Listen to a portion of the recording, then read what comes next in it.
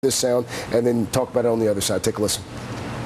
Let me reiterate that this administration, like previous administrations, has been very clear with Israel that these activities set back the cause of a negotiated peace. Are settlements the biggest impediment to an agreement between Israel and the Palestinians? Definitely. Definitely they are endangering the peace process.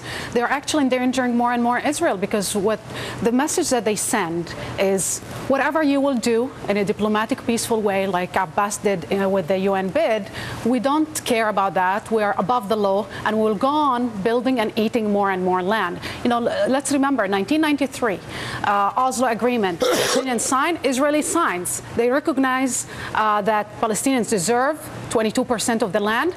Since then till today, there were 60 settlements. Today there are 200 settlements. 500,000 Israelis are living in a contested land within the West Bank and East Jerusalem. What's the next step moving forward? Changing leaders. I mean, we need Barack Obama or a man like the U.S. president or somebody like Nelson Mandela to be the PM in Israel that actually think about the next generation and not the next election, which is what Netanyahu is doing. You know, he ran on a platform that no negotiation, no settlement. We don't see the Palestinian aspiration and suffering. We don't care. We are above the law, and we will drag everybody along that path. You wrote in the Daily Beast that an Abbas victory at the UN would be a nightmare for Israel.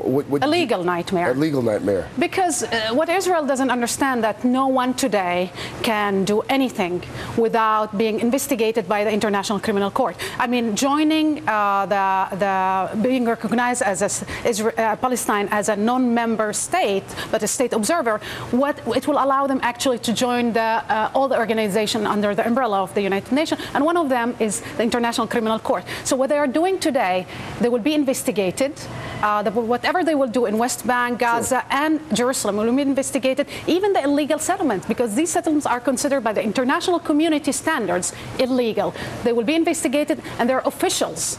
Netanyahu opened the door for their officials, their IDF soldiers, to be actually one day investigated and indicted by the International Criminal Court. Remember, Libya, the whole game changed after Gaddafi and his son were sent arrest warrant by the International Criminal Court. MSNBC contributor Rula Jebreal, thank you so much. Always appreciate your insight. Thank you for having me. Now to the Supreme Court, where High Court watchers were eagerly awaiting a